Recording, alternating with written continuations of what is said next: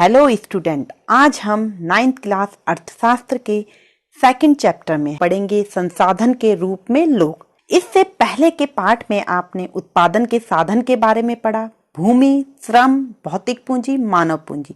इस पार्ट में हम मानव पूंजी के बारे में ही विस्तार से पढ़ेंगे। बच्चों, जैसे कि हमें पता है कि हमारे चारों ओर उपलब्ध वह वस्तु जो हमारी आवश्यकताओं की पूर्ति करती है संसाधन कहलाती है। तो मानव भी एक संसाधन है, क्योंकि बिना मानव के हमारा कोई भी कार्य संभव नहीं है।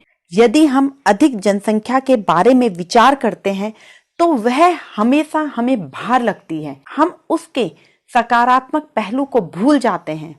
तो हम ये विचार करते हैं कि शिक्षा, स्वास्थ्य, रोजगार, इन सब चीजों की पहुंच अधिक जनसंख्या तक कैसे पहुंचाई जाए, परंतु हम उस समय उसके सकारात्मक पहलू को भूल जाते हैं कि यही जनसंख्या हमारे लिए संपत्ति बन सकती है अगर हम इसकी शिक्षा, स्वास्थ्य, प्रशिक्षण आदि पर खर्च करते हैं। तो हमेशा अधिक जनसंख्या भार नहीं होती, और हम भारत देश इस मामले में लकी है कि हमारे पास जनसंख्या तो अधिक है, परंतु उस पर काम करने वाला जो आयु वर्ग है उसकी संख्या ज्यादा है। जैसे कि इसमें 1 से 16 वर्ष और 60 साल से ऊपर के जो लोग होते हैं वह डिपेंड पॉपुलेशन यानी कि निर्भर जनसंख्या होती है। वे काम नहीं करते, दूसरे पर निर्भर रहते हैं। और वर्किंग जो जनसंख्या होती है, पॉपुलेशन होती है, 16 से 59 आयु वर्ग के लोग होते हैं, और इन्हें हम उत्पादक जनसंख्या कहते हैं। तो हम देखें, दूसरी संसाधनों की तरह जनसंख्या भी एक मानव संसाधन है, और इस संसाधन को योग्य और कुशल बनाने की क्रिया मानव पूंजी निर्माण कहलाती है। इसका निर्माण हम कैसे करेंगे? अच्छी शिक्षा के द्वारा, अच्छी स्वास्थ्य सुविधा के द्वारा, प्रशिक्षण के द्वारा, तब ये मानव पूंजी कहलाती है और देश के विकास में योगदान देती है। बच्चों, मानव पूंजी को सबसे श्रेष्ठ संसाधन माना गया है। क्यों? क्योंकि मानव पूंजी ही अन्य संसाधनों का उपयोग करके इसे उत्पादन के लायक बनाती है। अगर आप सोचिए, हमारे पास पैसा है, श्रम है, भूमि है, पर इन सबको उत्पादन के लायक जो बनाता है वह मानव ही नहीं है, तो ये सब संसाधन बेकार है। इसीलिए मानव पूंजी को सबसे श्रेष्ठ संसाधन कहा गया है। हम देखते हैं कि अधिक शिक्षित और अधिक स्वस्थ लोगों का लाभ केवल उनके परिवार को ही नहीं मिलता, बल्कि पूरे समाज को मिलता है। आपकी बुक में 2 कहानियों के द्वारा इसे बहुत अच्छे से समझाया गया है। सकल और विकास की कहानी। सकल जो 12 वर्ष का लड़का है, उसकी माँ घर के काम करती है, पिता लोगों के खेतों में काम करते हैं। सकल घर में माँ के काम में मदद करता है, अपने भाई बहनों को भी देखता है, और उसके माँ बाप उसकी शिक्षा की व्यवस्था करते हैं। फिर वह अच्छे से पढ़ता है और माध्यमिक शिक्षा पास करता है अच्छे अंकों से। उसके पिता उसे शिक्षा जारी रखने को कहते हैं। वह सकल को कंप्यूटर कोर्स में भी दाखिला दिलाते हैं। सकल एक प्रतिभाशाली बच्चा है। वह जल्द ही अपनी पढ़ाई पूरी करके और कंप्यूटर कोर्स को पूरा करके एक अच्छी कंपनी में नौकरी पा लेता है, और अपनी लगन और मेहनत के द्वारा अपना सॉफ्टवेयर डिजाइन करता है, जिससे उसकी कंपनी को फायदा होता है और उसके मालिक खुश होते हैं और उसकी तरक्की हो जाती है, उसे प्रमोशन मिलता है। दूसरी तरफ विलास है। विलास के पिता की मृत्यु हो चुकी है। उसकी माँ मछली बेचकर परिवार का गुजर बसर करती है। विलास अपने भाई बहनों की देखभाल करता है घर में। विलास गठिया का रोगी है। उसकी माँ के पास इतने पैसे भी नहीं है कि वह उसका अच्छा इलाज करा सके, और विलास की पढ़ने में भी कोई रुचि नहीं है, इसीलिए वह घर के कामों में अपनी माँ की मदद करता है। कुछ समय बाद विलास की माँ बीमार रहने लगती है, और विलास को कुछ और काम भी नहीं आता, इसीलिए उसे मजबूर होकर अपनी माँ के काम को अपनाना पड़ता है, मछली बेचने का। इससे वह बहुत अधिक नहीं कमा पाता और उसके परिवार की आर्थिक स्थिति बहुत खराब है।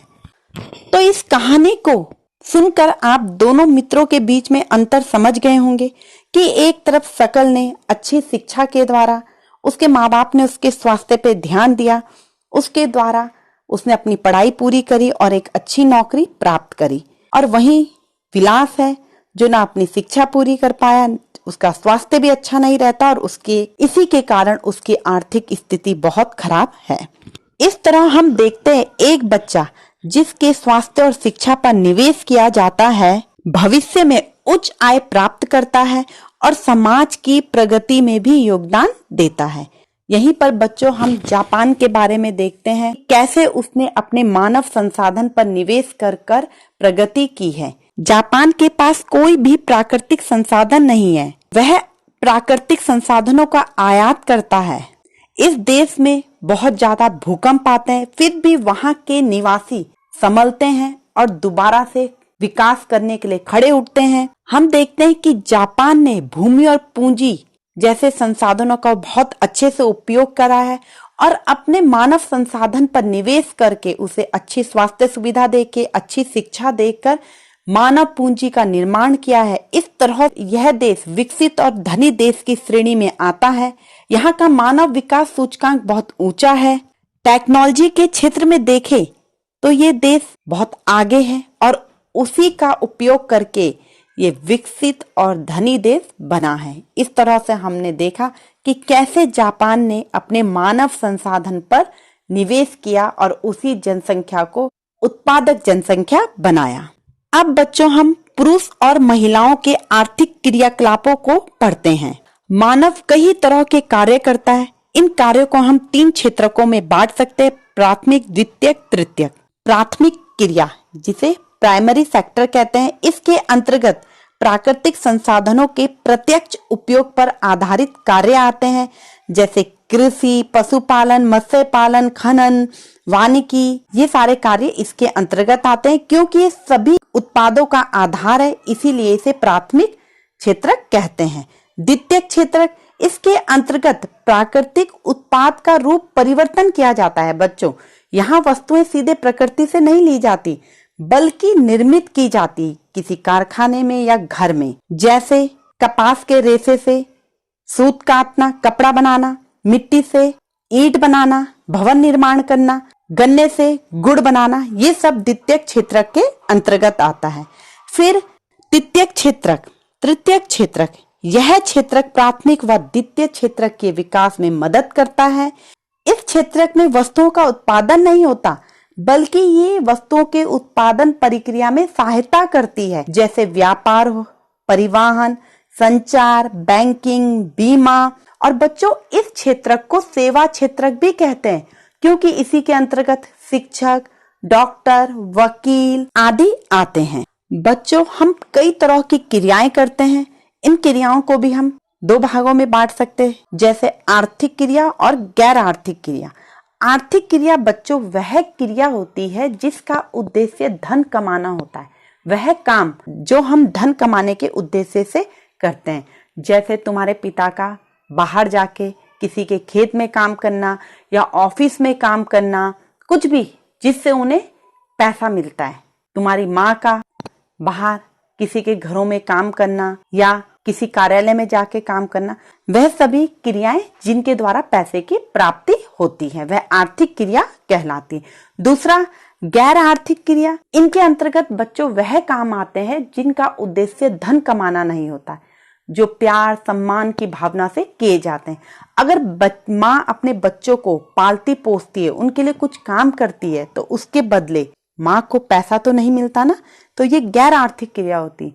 माँ अपने घर का काम करती है, अपने खेतों में काम करती, उसके लिए उसे कोई भुगतान नहीं किया जाता, तो इस तरह की क्रिया गैर आर्थिक क्रियाओं की श्रेणी में आती है। अब हम श्रम के विभाजन में लैंगिक भेदभाव को देखते हैं। बच्चों, हम देखते हैं कि हमारे पुराने समय से ही, ऐतिहासिक बोले या सांस्कृतिक, कई कारणों से पुराने समय से ही महिला और पुरुष के कामों का बंटवारा किया गया है कि पुरुष घर के बाहर का ये कार्य करेगा और महिला घर के अंदर के ये कार्य करेगी। और अगर महिलाएं बाहर जाकर किसी कारखाने में कोई कार्य भी करती है तो उन्हें अपने पुरुष साथियों की तुलना में कम वेतन दिया जाता है, उनके साथ भेदभाव किया जाता है, उनके काम को कम समझा जाता है, क्योंकि ऐसा माना जाता है कि महिलाओं की शिक्षा और कौशल का स्तर निम्न होता है। अधिकतर महिलाएं ऐसे क्षेत्र में काम करती है जहां रोजगार सुरक्षित नहीं होता और उन्हें कोई खास सुविधाएं भी नहीं मिलती।